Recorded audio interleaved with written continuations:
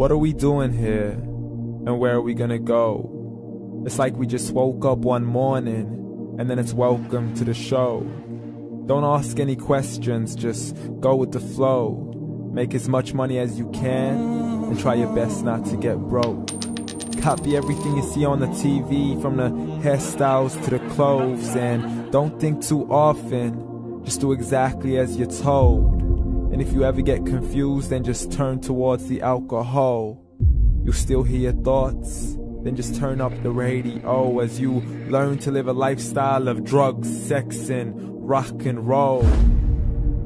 But in all honesty, I just need to know, is there more to the cycle than growing and getting old? Living and dying just to leave behind a happy home and a whole lot of property that somebody else is going to own.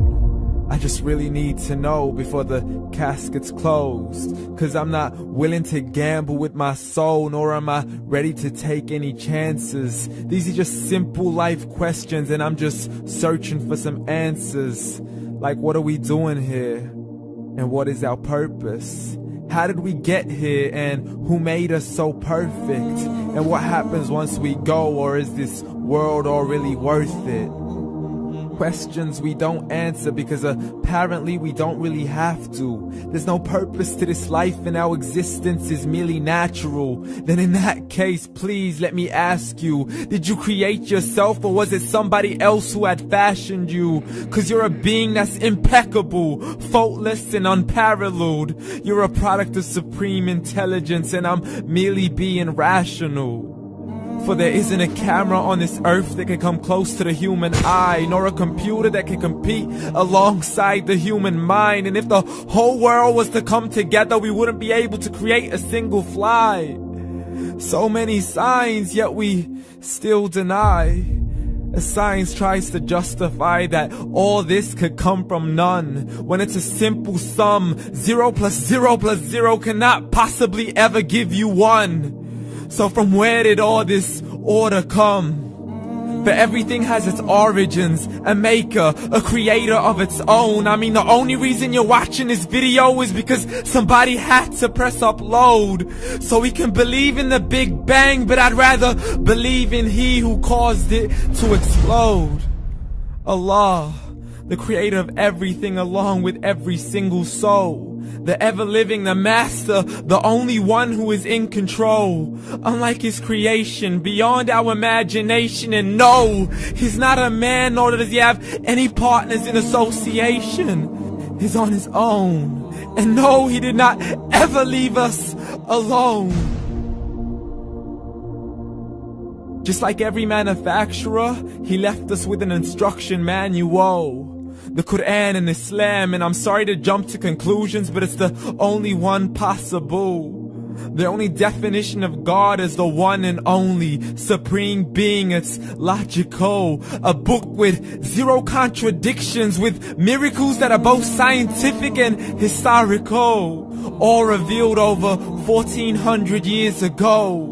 Like the detailed description of the human embryo. The descriptions of the human embryo in the Quran cannot be based on scientific knowledge in the 7th century. To the mountains as pegs holding firm the earth below, and the 2 seas that don't mix in a complete separate flow. To the planets in orbit, alternating night and day as they stay in flow. The expansion of the universe and the creation of everything from H2O.